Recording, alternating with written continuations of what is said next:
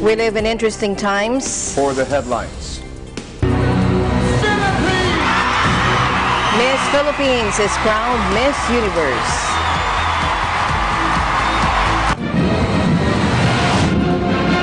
Nuclear-armed North Korea condemned the United States over its latest sanction measures, warning Washington's approach could block the path to denuclearization.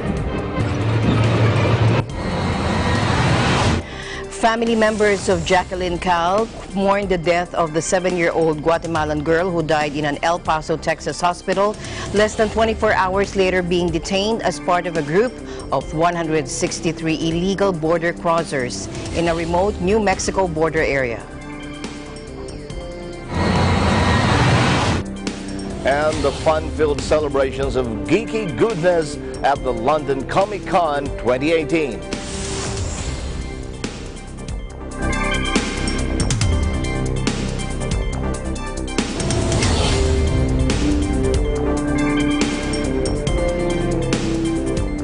Amalma Angeles, wherever you're watching from around the world, thank you very much for joining us. We welcome our viewers here in the Philippines and around the world. Good evening, everyone. I'm Sam Cepeda. And now to the news.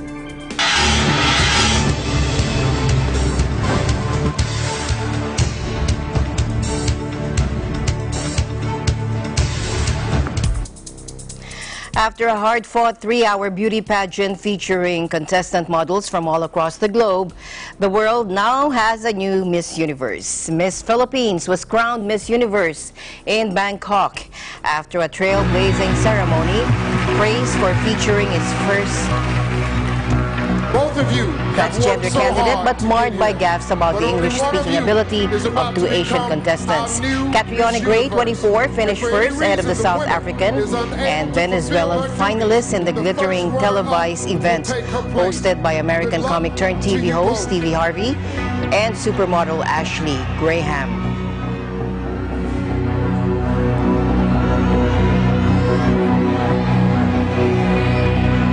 The new Miss Universe is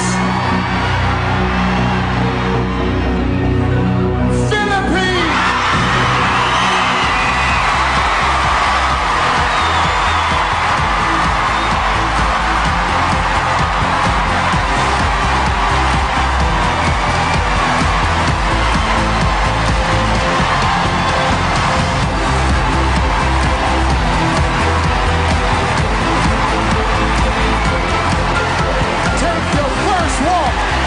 Miss Universe.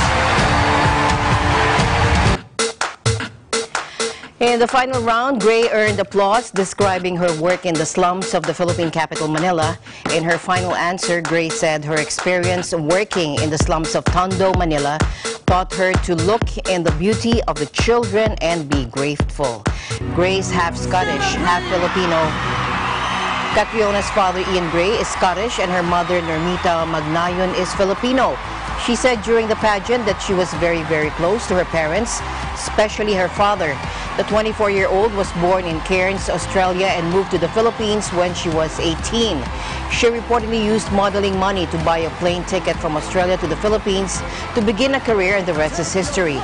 Gray, a student of music theory, beat more than 90 contestants from around the globe in the 67th installment of Miss Universe, which was held in the Thai capital's Impact Arena. At the Miss Universe pageant, Steve Harvey asked if you were going to write a song about your experience here at Miss Universe, what would you call it? As Miss Philippines, I've always felt the love and support of the Filipino people, and I think I brought half of my country here tonight. She responded, I would name the song Raise Your Flag because I stand here not as one, but as 104 million Filipinos. Catriona apparently also has a signature twirl she employs on the runway, which is also known as the slow-mo twirl. It became a big hit and viral moment during the swimsuit portion of the Miss Universe pageant.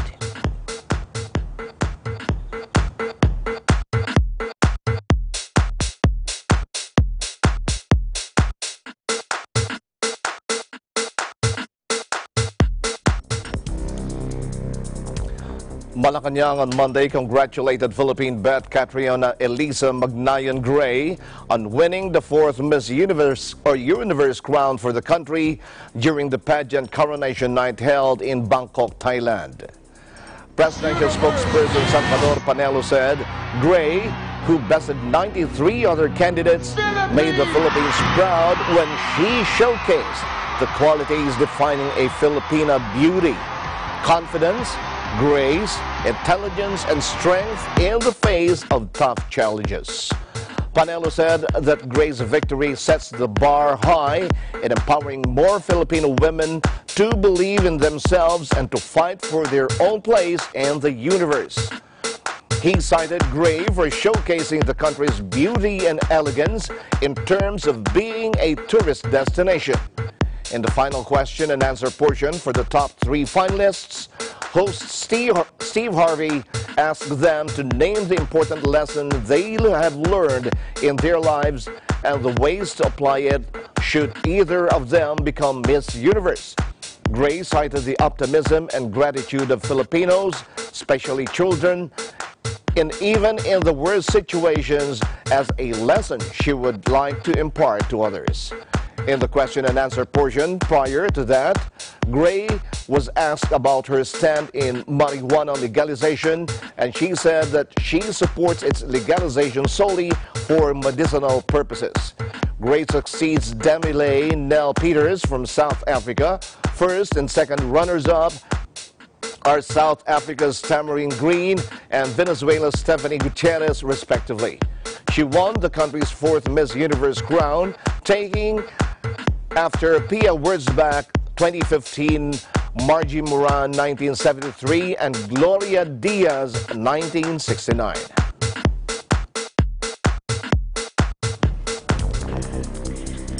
Meanwhile, after winning, she told reporters she would like to expand her work with an organization in the Philippines that promotes education on HIV and AIDS. She said a few years ago she lost a close friend to health complications with HIV. Take a look.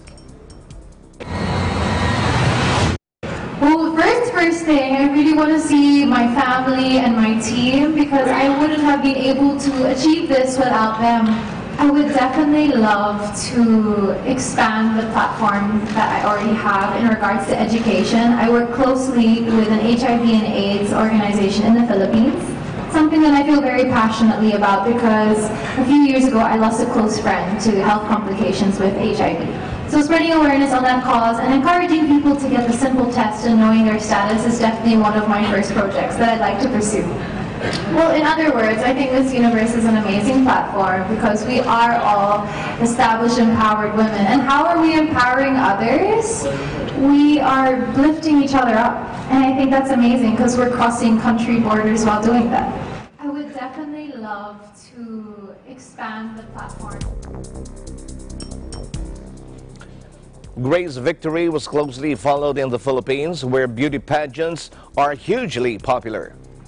Social media exploded with clips of fans jumping for joy and hugging each other as the Filipina contestant went through each successive round and eventually won. Take a look. The new Miss Universe is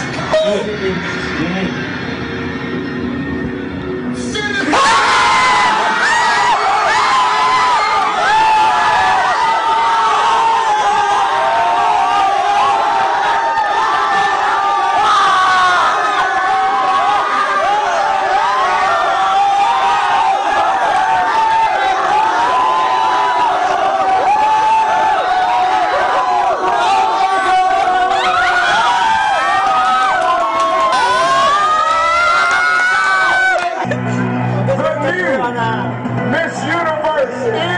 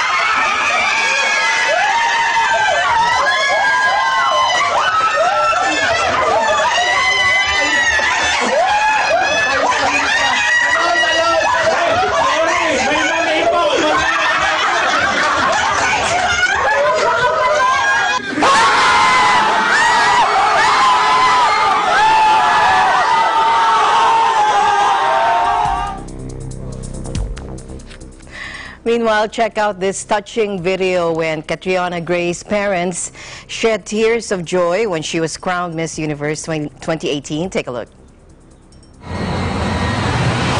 Winner is unable to fulfill her duties. The first runner-up will take her place. Good luck to you both. Mr. Gray's daughter! Philippines! Give it to her! Philippines! Philippines! The new Yes, sir. Miss Universe is Yes, Philippines! Philippines!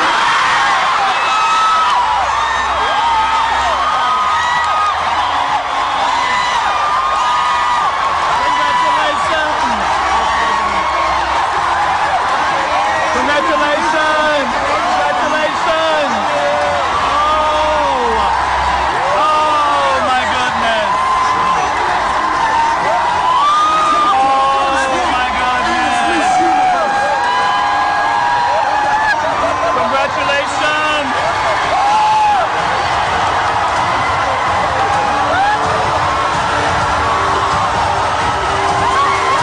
I told y'all, Mr. Gray's daughter. I told y'all, Mr. Gray's daughter.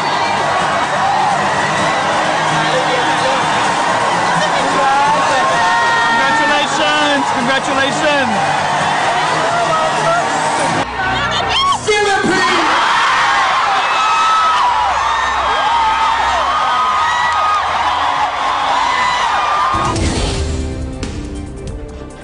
Congratulations. Congratulations, Catriona. Eagle News International will be right back. Stay tuned.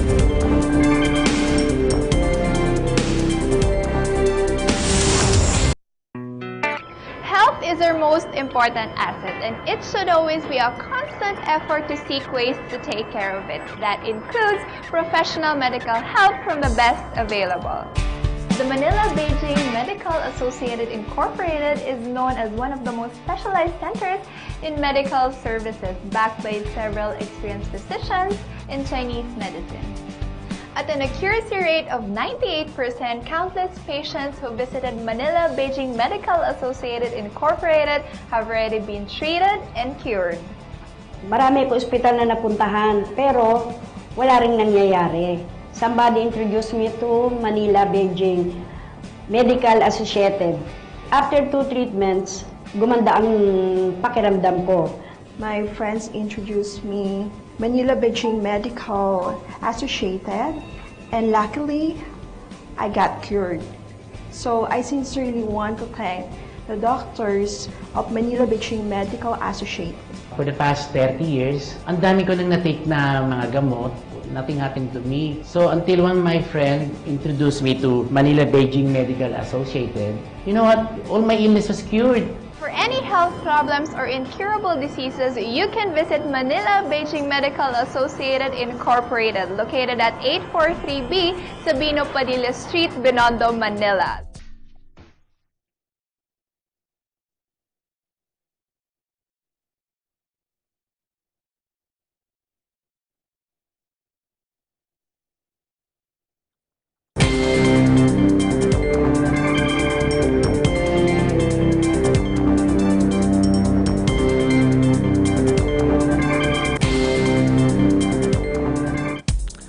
Justice Secretary Menardo Guevara on Monday expressed confidence that any fresh petition before the court's questioning the extension of martial law in Mindanao will be unsuccessful. He said, for as long as the government can clearly show that there is factual basis for the further effectivity of martial law, I guess that petition that will be filed is bound to fail, Guevara told newsmen. He said if the government would find that the factual basis for martial law in 2019 has ceased to exist by June or July of next year, Congress has all the power to cut short the effectivity. Opposition Solons earlier said they will question the validity of the third martial law extension before the Supreme Court. In a joint session on December 12, the Senate and the House of Representatives for the third time granted President Duterte's request for the extension of martial law and the suspension of the privilege of the writ of habeas corpus in Mindanao for a period of 1 year from January 1 to December 31, 2019.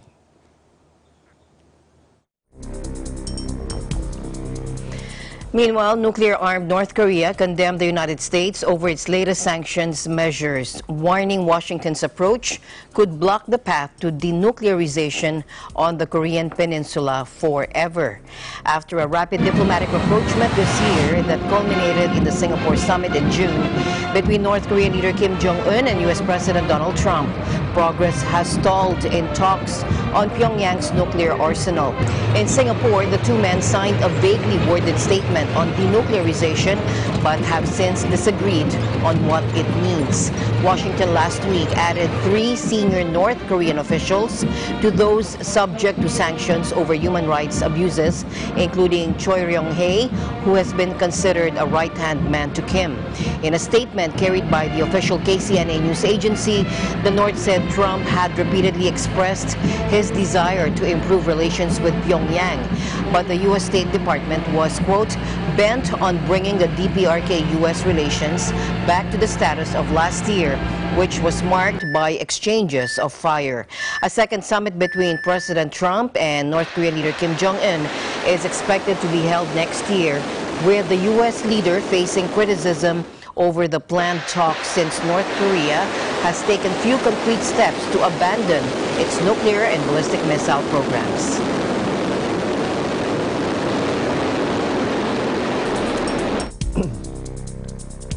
The Philippine National Police on Monday said there will be no special treatment for the son of Bureau of Corrections Chief Nicanor Faildon, who was arrested in a drug raid in Camarines Sur last week. PNP Chief Director General Oscar Albayalde said in a press briefing, he will be given due process, and contrary to what other people are saying, there will be no special treatment. Everybody is being treated equally here. Nicanor Faildon Jr. was arrested together with Russell Lanuzo alias Bubbles, 47, Alan Valdez, 44, and Manuel Nebres, 39, during Friday's early morning raid when police served a search warrant against Lanuzo in his house along San Miguel Street, Barangay Mabolo, Naga City. The PNP chief said the recent operation is a proof that there is no let-up in the PNP's compliance with President Duterte's orders to rid the country of illegal drugs. While he tested negative for drug use, the local police still charged Faildon Jr. for his presence in a drug den, and it is now up to the court to decide on the case.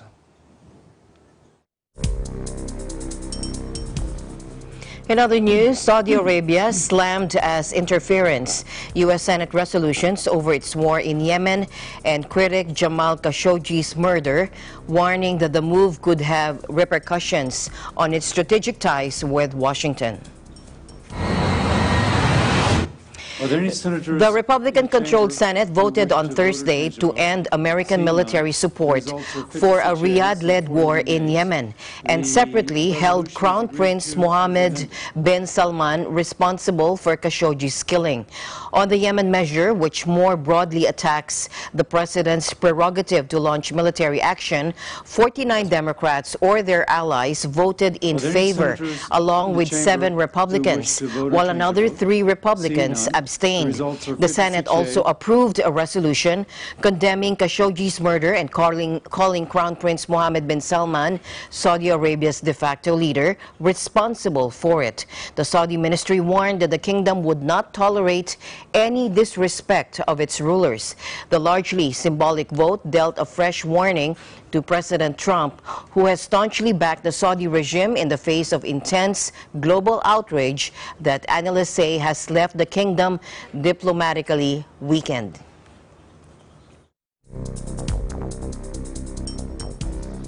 Family members of Jacqueline Call mourned the death of the 7-year-old Guatemalan girl who died in an El Paso, Texas hospital less than 24 hours after being detained as part of a group of 163 illegal border crossers in a remote New Mexico border area.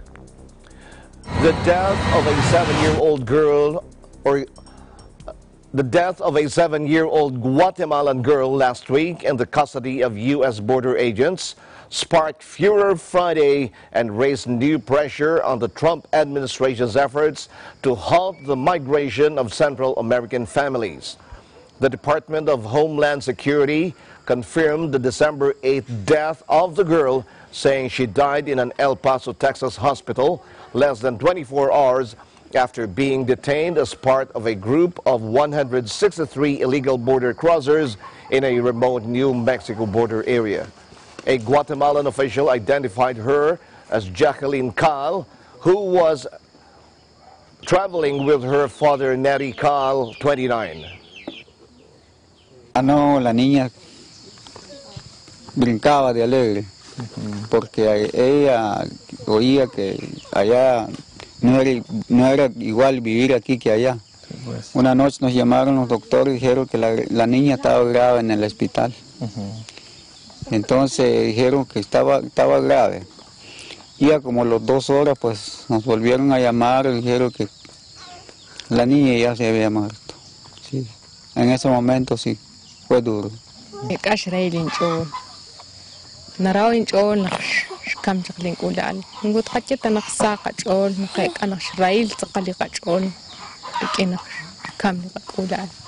Lo que estamos esperando es el cuerpo. Nos dijeron que posiblemente venga en 3 semanas más o menos.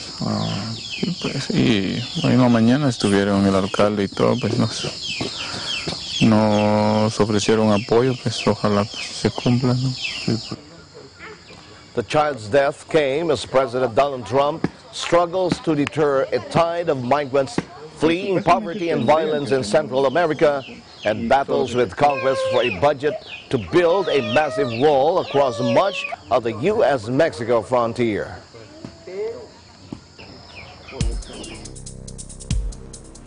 Meanwhile, pro-immigration organizations from El Paso, Texas, held a demonstration for the death of Jacqueline Cal, the 7-year-old migrant girl who died in hospital less than 24 hours after being detained by U.S. border agents as part of a group of 163 illegal border crossers in the remote New Mexico border area. Take a look.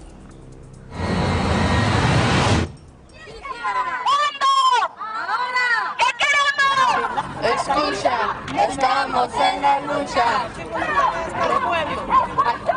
Estamos en la lucha. Unido, jamás será vencido. Unido, jamás será vencido. Queremos saber qué pasó en esas horas mientras ella fue detenida y fue arrestada, detenida y que fue llevada a tratamiento. No hay claridad. Queremos también saber por qué la patrulla fronteriza se tardó tanto tiempo, o más bien nunca anunció la muerte de Jacqueline. Trump es el responsable de la muerte de esta niña, de Jacqueline, la niña guatemalteca de 7 años de edad. Él es el único responsable de esta muerte. Él tiene sangre en sus manos.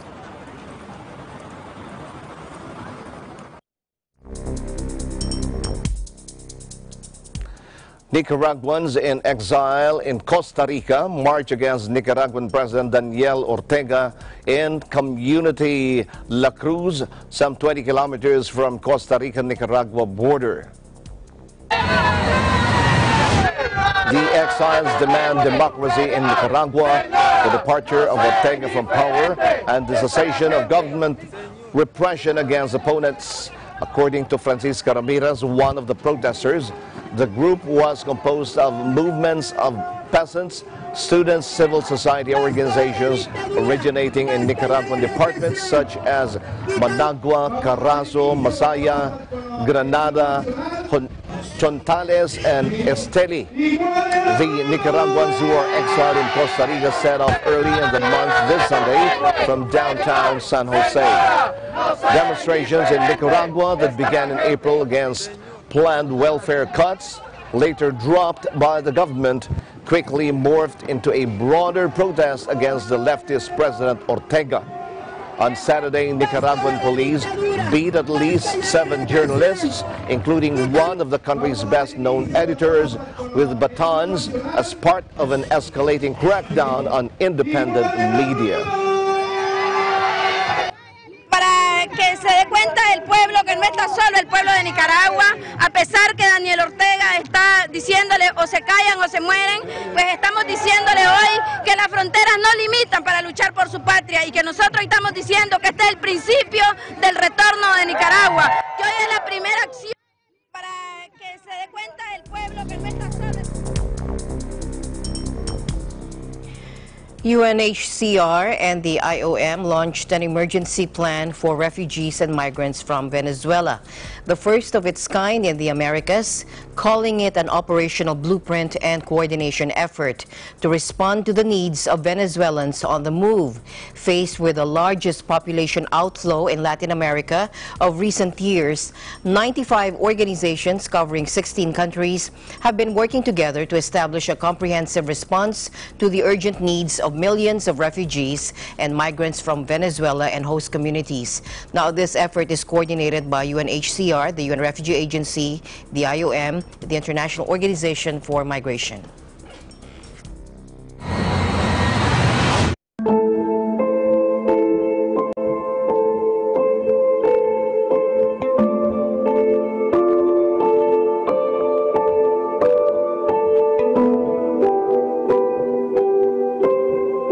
Cuando nosotros nos montamos en ese autobús, que vimos que nuestra familia se quedaba, yo dije que mi corazón se quedó en Venezuela.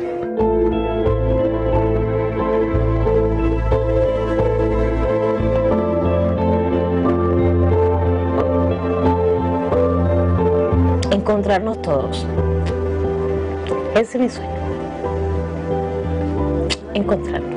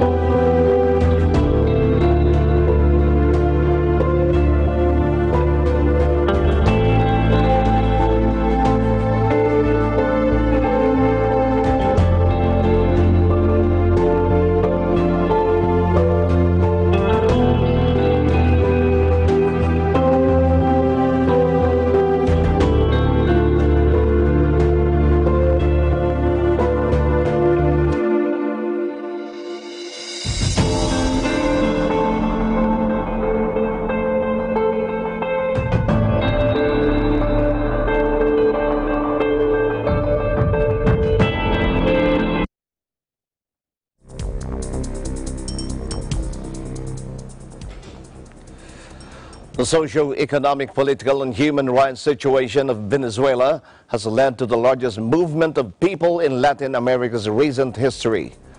Over 2 million Venezuelan refugees and migrants have left their country since 2015. 500,000 of them live in Peru.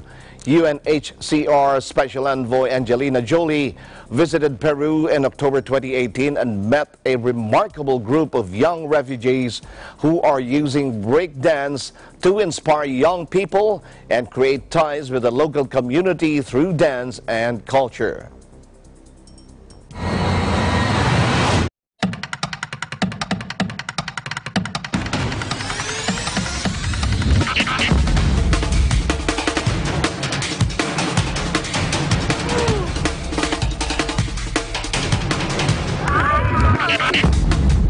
Mi nombre es Liliana y tengo 19 años.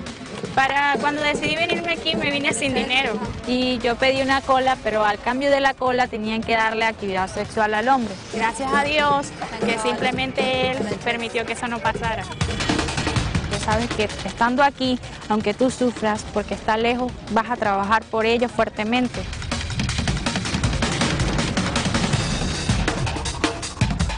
Mi nombre es Francisco Díaz Villalobos, tengo 31 años y me dicen el Tigre. Bueno, Inquietar la Cultura es un colectivo, es como hacer tomas culturales a los barrios, mostrar la cultura de nosotros, el baile, del breaking, el hip hop, que es muy fuerte para mí, me da ganas de... Porque no sabes lo fuerte que me ha pasado a mí salir adelante con todo esto y más que tengo ahorita a mi papá y su abuelita de mi bebé allá en Venezuela y quisiera demostrarles a ellos que yo los puedo ayudar desde acá de alguna manera u otra. Pues. much. So nice to meet you. To other news now, Lion Air announced it was funding a multi-million-dollar search effort using a Dutch company for the second black box and missing victims from doomed flight JT610. Following requests from victims' families, Lion said it had allocated 38 billion rupiah or $2.6 million to hire a Dutch company to continue the search with its ship, the MPV Everest. The Boeing 737 MAX vanished from radar 13 minutes after taking off from Jakarta on October 29, crashing into waters off the north coast of Indonesia's Java Island and killing all 189 people on board. Authorities called off the grim task of identifying victims of the crash last month, with only 125 people officially identified after tests on human remains that filled some 200 body bags. Dozens of family members whose loved ones were killed in the crash protested in Jakarta last week, demanding the search continue. And they called on authorities to help retrieve the remaining 64 bodies and pay compensation.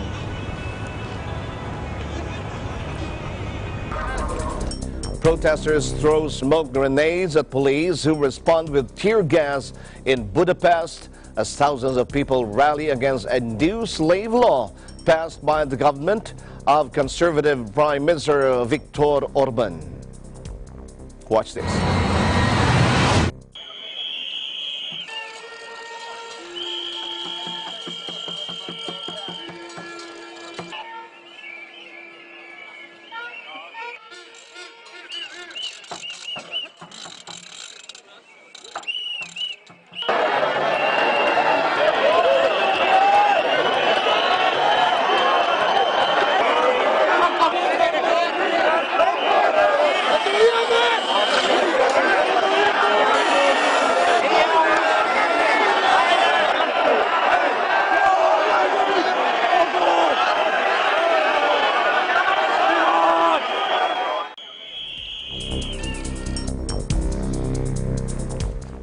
The Chinese Foreign Ministry demanded that the U.S. revoke the arrest warrant for detained Huawei top executive Meng Wanzhou at a irregular press briefing, saying that the U.S. and Canada are laughing stock for claiming rule of law. Take a look. 美加居然还自诩为遵守法治和规则，令人吃惊。在我看来，这无异于现代版的皇帝的新装。 无论他们以怎样堂皇的托辞，披上什么合法的外衣，都无不大写着对事实的无视和对法治的蔑视，让世人耻笑。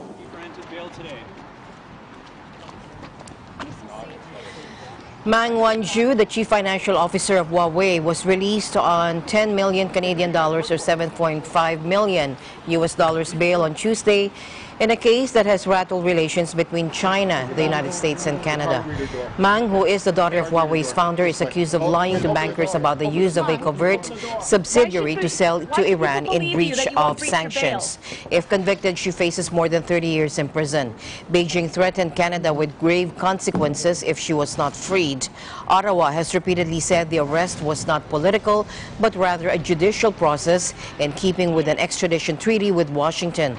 China, meanwhile, detained the Canadians Michael Spavor, a business consultant, and Michael Kovrig, a think tank employee, on security reasons.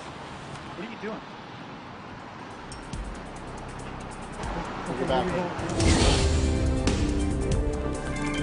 More news will be coming your way when Eagle News International returns.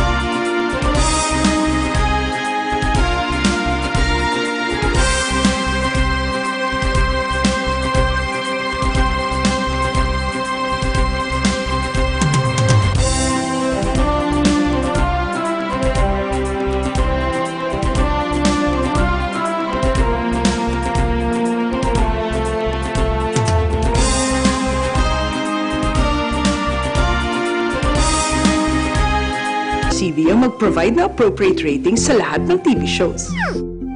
Para ugaliin ng pamilya ang responsableng panonood. Teamwork tayo, parents! Rated G, good for all. Oops, rated PG. Dapat may mga magulang para sagutin ang mga tanong ng kabataan. Grabe, rated SPG, maselan! Higpitan ang paggabay. Pag rated MTRCB, rated responsable. Health is our most important asset, and it should always be a constant effort to seek ways to take care of it. That includes professional.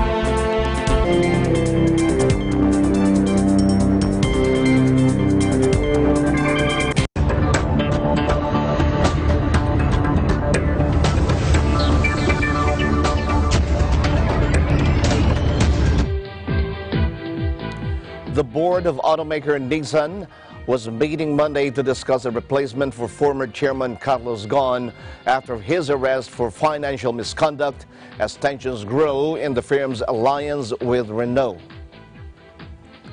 The Japanese company removed Ghosn from his post last month after he was detained on allegations of underreporting his salary. But it appears unlikely to agree on a permanent replacement for him immediately, in part because of open discord with French automaker Renault. Nissan itself faces charges of allegedly submitting financial documents that understated Ghosn's pay, and Renault is now reportedly seeking more sway on the Japanese firm's board. Renault warned Nissan's indictment creates significant risks to Renault as Nissan's largest shareholder and to the stability of our industrial alliance. Renault's letter is the latest sign of the tensions in the alliance that groups the firm with Nissan and Mitsubishi Motors, a partnership that Ghosn forged and was often credited with holding together. While Nissan and Mitsubishi Motors quickly removed Ghosn from leadership positions after his arrest, Renault has kept him on as CEO and chairman. And while Nissan CEO Hiroto Saikawa launched a broadside against his former mentor shortly after his arrest, describing his dark side, Renault has approached the allegations more cautiously. In other business news, Malaysia filed charges against Goldman Sachs and two of its former employees over the alleged theft of billions of dollars, heaping fresh pressure on the Wall Street titan over the 1MDB scandal. Goldman subsidiaries and ex-bankers Tim Leitner and Ing Chonghua are accused of misappropriating $2.7 billion, bribing officials, and giving false statements when helping to arrange bonds for State Fund 1MDB. Allegations that huge sums were looted from 1MDB in an audacious fraud that involved former Malaysian leader Najib Razak and his cronies and used to buy everything from yachts to artwork contributed to the last government's shock defeat at historic elections in May. Both former Goldman employees had already been charged over the scandal in the U.S. last month, with Leisner pleading guilty while Ing was arrested in Malaysia. Loh Taek Jo, a Malaysian financier accused of masterminding the fraud, was also hit with new charges. Goldman has come under fire for its role in underwriting bonds totaling $6.5 billion on 3 occasions for 1MDB, for which they earned an eye-watering $600 million in fees. The money earned by Goldman for the bond issuances was several times higher than the prevailing market rates and industry norms, according to the statement. Prosecutors would seek fines well in excess of $2.7 billion allegedly misappropriated from the bond issuances and the $600 million fees, as well as long prison terms for the individuals accused.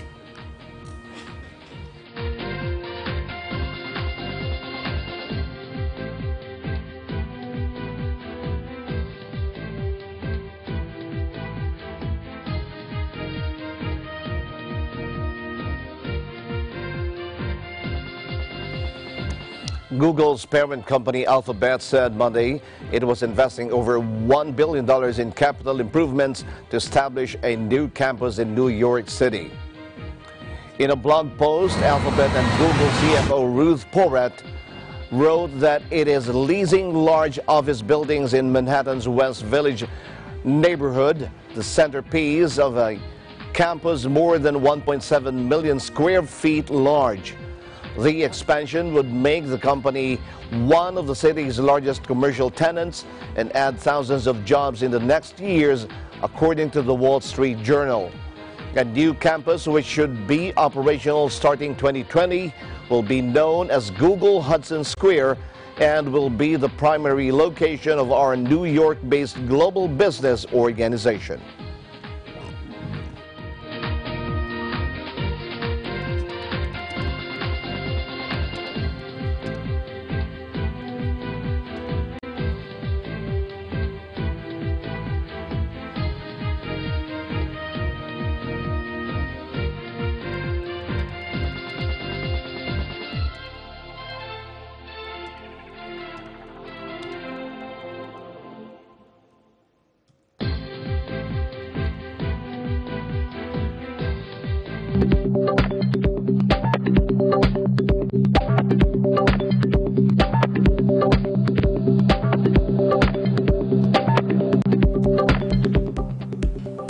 And finally in our news, Jessica Mandalingan takes us to the Comic-Con in London. Take a look. Welcome to Comic-Con!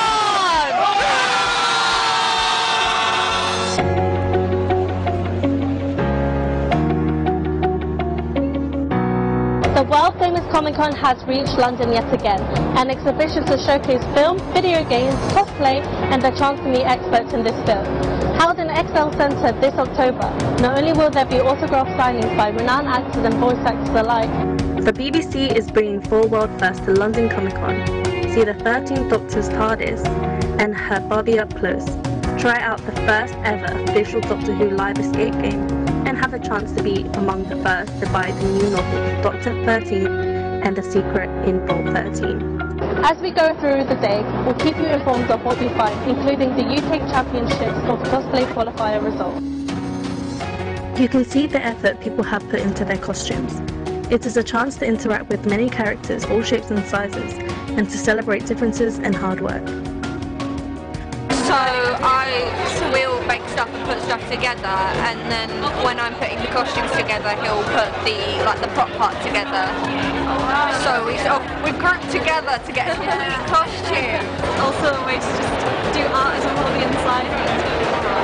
It's a really good way to meet people as well and make new friends and things like that as well. So not only do people join in so many activities and buy collectible items, they come together to celebrate their interests and to fully embrace the Comic-Con culture. With a variety of activities such as workshops, board and console games, shows, photo shoots and shopping for collectibles, it is easy to be fully immersed, and this Comic-Con has lived up to the fun-filled event as usual. There is a reason why people volunteered to come back. In the beginning, I just started off because I'm a big fan of Comic-Con itself, and just wanted to be here, help out with the staff here. But over the past few years, it helped me gain a lot of experience as well as just general fun. But it's just helped me mainly in terms of my confidence talking to people, as I have a retail job outside of here. Just helped me a lot with that. But it's something different from what I do every day. Experience new. All the cosplay is fantastic. I get to stand beside an actual TARDIS as well. It's just out of shot over there. It's very exciting. It's a lovely place to be. So, what's your favorite thing about Comic-Con? Okay. So the winner of the UK Championships of Cosplay in the quarterfinals was a woman who cosplayed as Mercy from the video game Overwatch. I am Jessica Mangalinden, reporting from London Comic Con, and I am 1 with 25.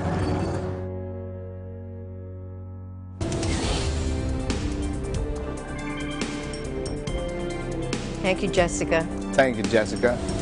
Don't forget to like us on Facebook, follow us on Twitter and Tumblr. Also check out our boards on Pinterest and pictures on Instagram. I'm Sam Cepeda. Thanks for joining us. That's it for tonight's broadcast. I'm Alma Angeles, and we're 1 with 25.